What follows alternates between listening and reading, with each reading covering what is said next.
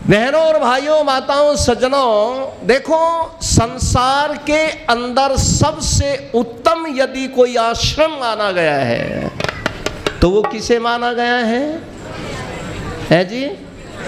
गृहस्थ आश्रम को। वैसे तो हम पूजनीय जो आश्रम मानते हैं वो सन्यास आश्रम है, सन्यासी का सम्मान होता है। लेकिन यदि मैं यूं कह दूं कि यदि गृहस्थी ना हो तो सन्यासी भी अपना संसार के अंदर विचरण नहीं कर सकते, वेद का प्रचार नहीं कर सकते। गृहस्थ के ऊपर आश्रित है। और ब्रह्मचारी वो तो पढ़ता ही माता पिता के सहयोग से है, गृहस्थियों के सहयोग से। और वानप्रस्थी भी जो भ्रमण करता है, उपदेश देता है, तैयारी करता है संन्यास आश्रम की, तो उसका सहयोग भी गृहस्थ वाले करते हैं। इसलिए गृहस्थ आश्रम को सबसे ज्येष्ठ, श्रेष्ठ और उत्तम आश्रम माना गया है। लेकिन इस गृहस्थ आश्रम को उत्तम हम बनाएं कैसे? ये बनता कैसे है? आइए, मेरे आचार्य गुरुवर ऋषिवर दयानंद जी महाराज ने आर्य समाज का के लिए एक अमर ग्रंथ सत्यार्थ प्रकाश, जो सारे विश्व के कल्याण के लिए लिखा है, उसके दूसरे समोल्लास को प्रारंभ करते हुए मेरे ऋषि क्या कहते हैं? मेरे ऋषि कहते हैं, मातृमान पितृमान आचार्यमान पुरुषो वेदा। और आगे ऋषि एक शब्द का प्रयोग करते हैं, धन्य है वो संतान जिनको माता पिता आचार्य तीनों कैसे मिल जाए? धार्मिक और विद्वान। केवल वहां पर धार्मिक नहीं कहा, वहां साथ में विद्वान को भी जोड़ा है। केवल विद्वान को नहीं जोड़ा, साथ में धार्मिक को भी जोड़ा है। और ऋषि कहते हैं उनकी संतान उत्तम बन जाती है जिनको माता पिता आचार्य तीनों धार्मिक तथा विद्वान मिल जाए। इसलिए गृहस्थ में आकर के हमें क्या धारण करना है? धार्मिकता। हमें गृहस्थ में आकर के क्या बनना है? दूसरे नंबर पर विद्वता। ये दोनों चीजें जब धारण करके चलेंगे तो संसार का सबसे उत्तम आश्रम गृहस्थ तब बनेगा।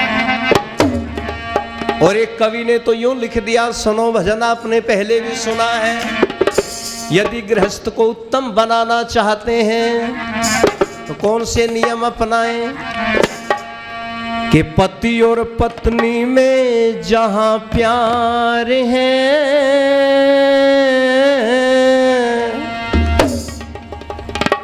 झांक लो आप अपने घर में किस किस का है। भोपाल जी बहुतों का है, करनाल में तो क्यों जी वेद प्रकाश जी? बिल्कुल। हमारे पत्रकार महोदय आदरणीय दिलबाग लाठर जी वो पीछे बैठे हैं, वो भी विशेष रूप से हमारे बीच में आए हैं घरोंडा से, हम उनका भी सम्मान करते हैं। बहुत सारे चेहरे दिखाई दे रहे हैं। तो कौन सा है उत्तम गृहस्थ? पति और पत्नी में जहां प्यार है,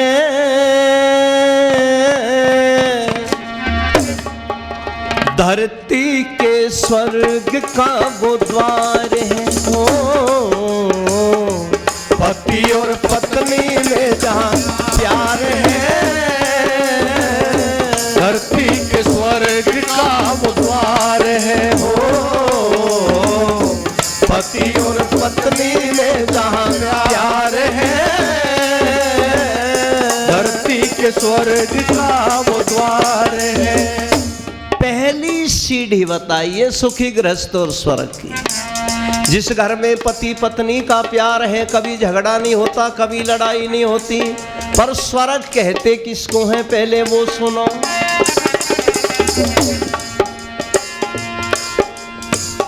स्वर्ग है दुख का जहां पर अंत है, रहता हर दम वहां बसंत है। स्वर्ग है दुख का जहां पर अंत है, रहता हर दम वहां बसंत है। उस घर की बगिया में बहार है, धरती के स्वर्ग का वो द्वार है। ओ पति और पत्नी में जहाँ प्यार है, धरती के स्वर्ग का वो द्वार है।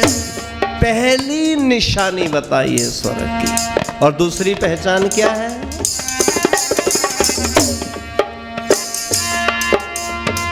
वृद्धों की सेवा प्रेम बच्चों से, सजता हो घर रेशम के लच्छों से। वृद्धों की सेवा प्रेम बच्चों से, सजता हो घर रेशम के लच्छों से। हो आए अतिथि का सत्कार है,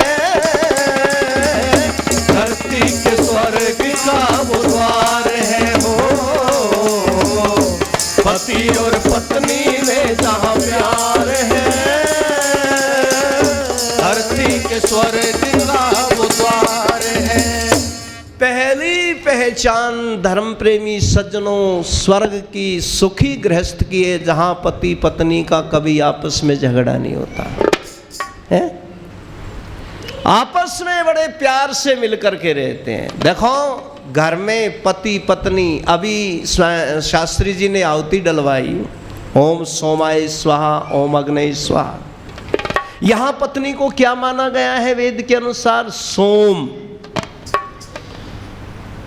सोम, सोम किसे कहते हैं? ठंडा जो होता है। और अग्नि रूप किसे माना गया है? पति को माना गया है। आप बिजली के तार देखते हैं खंभों के ऊपर, तो वहां भी दो प्रकार की तारें आपको दिखाई देंगी। एक वहां पर अर्थ की होती है, और अर्थ की तार कैसी होती है मेरी बहनों माताओं? ठंडी होती है ना। और एक उसमें जिसमें करंट होता है, उसको बिजली की तार को क्या माना गया है? गरम। ईमानदारी से विचार करें हम, यदि हमने अपने घर में लाइट चाहिए तो एक तार हमने अर्थ के तार के साथ जोड़ना पड़ेगा, और दूसरा तार हमने गर्म लाइट वाले तार के साथ में जोड़ना पड़ेगा, तभी लाइट आएगी ना घर में, है? और यदि हमने दोनों कुंडियां अर्थ वाले तार में लगा दी तो क्या होगा? अंधेरे में बैठे रहेंगे। और यदि हमने दोनों कुंडियां दोनों तार गर्म में लगा दी तो क्या होगा? सारे घर का जो इलेक्ट्रिशियन का सामान है सारा जल जाएगा, खतरा हो जाएगा। इसलिए दोनों पति पत्नी में से एक को सोम बनना पड़ेगा, एक को अग्नि का रूप धारण करना पड़ेगा। आपने देखा होगा जब कुम्हार मिट्टी का बर्तन बनाता है तो कितने सावधानी से बनाता है। एक हाथ उसका घड़े के अंदर होता है और दूसरे हाथ में उसके लकड़ी की एक वस्तु होती है जो ऊपर से थपथपाती है। अब यहां पर हम विचार करें कि अंदर वाला जो हाथ है वो किसका हाथ है? वो माँ का हाथ है।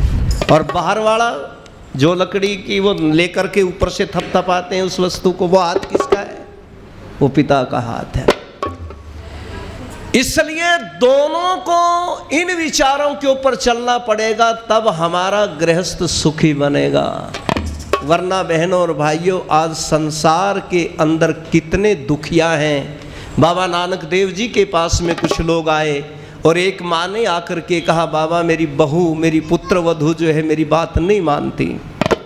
इतनी देर में बहू आई, उसने कहा, बाबा मेरा कष्ट भी दूर करो, मेरी जो सास है वो मुझे बड़ी प्रताड़ना देती है। पीछे पीछे बेटा आया, उसने कहा, जी मैं भी दुखी हूँ, इस घर में मेरी चलती नहीं है। घर का बूढ़ा व्यक्ति आया, उसने कहा, बाबा मेरा भी दुख दूर करो, क्योंकि घर में मेरे को भी कोई पूछने वाला नहीं रहा है। तो बाबा नानक देव जी ने दोनों हाथ ऊपर खड़े करके क्या कहा था? नानक दुखिया सब संसार। इस सारा संसार दुखियों दुखों से भरा पड़ा है। और जिस गृहस्थ के अंदर दुख आ गए, उनके आने का कारण क्या है? आपस का बैर, आपस का मन मुटाव, आपस का एक दूसरे के प्रति वैमनस्य। इससे हमारा गृहस्थ आश्रम खराब हो जाएगा। तो दूसरी पहचान क्या है? जिस घर में छोटे बच्चों से स्नेह किया जाता है, जिस घर में बड़े वृद्धों का आदर सत्कार किया जाता है, वो घर भी, वो गृहस्थ भी स्वर्ग है। और तीसरी पहचान क्या है?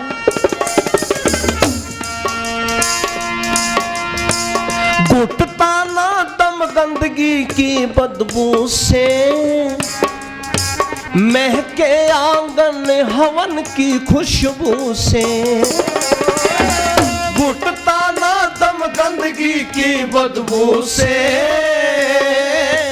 महके आंगन हवन की खुशबू से हो। सारा ही स्वस्थ परिवार है, धरती के स्वर्ग का द्वार है हो। पति और पत्नी में जहाँ प्यार है, धरती के स्वर्ग का वो द्वार है। ऐसे परिवार कर्मठ थोड़े हैं, गुण के अनुसार जिनके जोड़े हैं हो। ऐसे परिवार कर्मठ थोड़े हैं, गुण के अनुसार जिनके जोड़े हैं हो।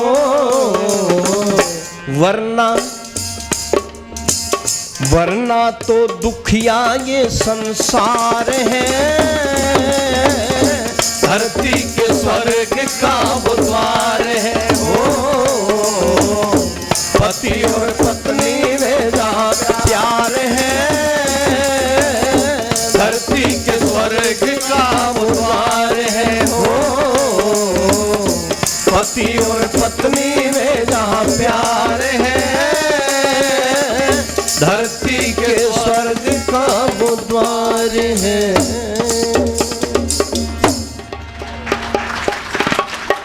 जिस घर में आए विद्वानों का आदर सत्कार होता है। देखो रे मेरी बहनों, माताओं, सज्जनों, जिस घर में विद्वान आएंगे, मनीषी आएंगे, वो उस घर में अच्छी बातें बता करके जाएंगे। और जिस घर में पाखंडी आएंगे, वो परिवार को ऐसी अविद्या के अंदर उलझा करके जाएंगे कि कई बार तो वो परिवार पूरा का पूरा खत्म हो जाता है। सुनो बहन जी, इधर बात कर रही थोड़ा, पूरा का पूरा। और आपने देखा भी होगा कई वर्ष पहले दिल्ली के बुराड़ी कस्बे में पूरा परिवार मरा था कि नहीं है? एक ही परिवार के 13 व्यक्ति तांत्रिक ने बहकाया, तांत्रिकों का आना जाना था, और उस परिवार के 13 व्यक्ति उस तांत्रिक के बहकावे में आकर के फांसी लगा करके आत्महत्या करी थी कि नहीं उन्होंने? आपको घटना याद होगी है तो है? पाखंडी आएंगे घर में, घर को बर्बाद करके जाएंगे।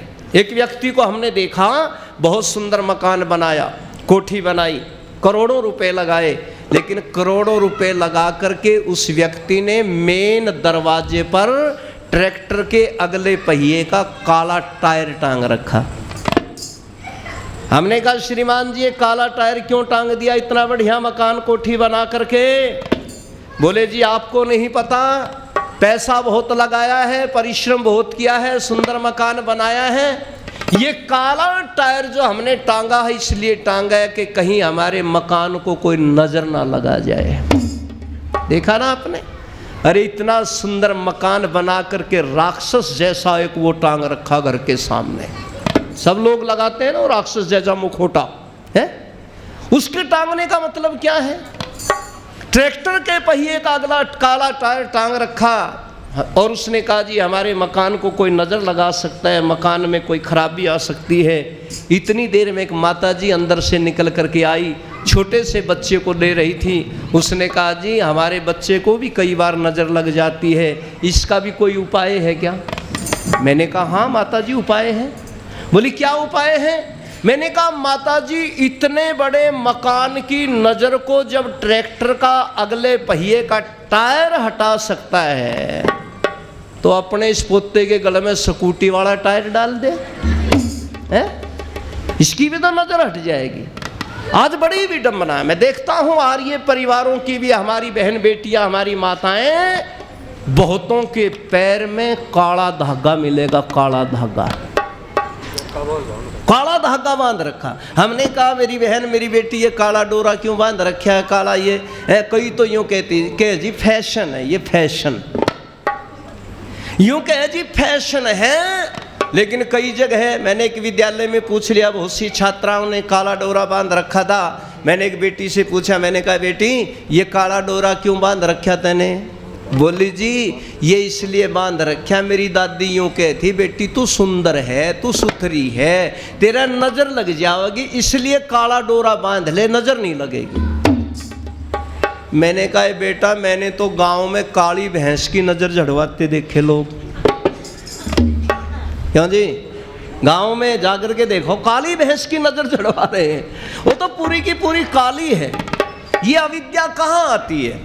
निवेदन कर रहा हूं हाथ जोड़ करके, ये अविद्या वहां पर आती है जिस घर में पाखंडियों का आना जाना होता है, जिस घर में अंधविश्वासी लोगों का आना जाना होता है, उन घरों के अंदर ये अविद्याएं आती हैं। इसलिए घरों में विद्वानों का आना जाना निरंतर लगा रहे तो उस घर की बुराइयों को वो निकाल देते हैं। इसलिए कवि ने भजन के अंदर लिख दिया, स्वर्ग कहाँ है? स्वर्ग वहाँ है जिस घर के अंदर यज्ञ होता है, जिस घर के अंदर अतिथि आते हैं, विद्वान आते हैं, उस घर के अंदर स्वर्ग बन जाता है। और जहां पर माता पिता दोनों, अरे सुनो, जब उत्तम माता पिता संतान होंगी ना, उत्तम माता पिता, तो उस घर में संतान भी उत्तम ही पैदा होगी, उत्तम ही संतान पैदा होगी। ऋषि दयानंद जी महाराज कहते हैं इसके लिए माता पिता को शादी से भी कई वर्ष पहले तैयारी कर लेनी चाहिए।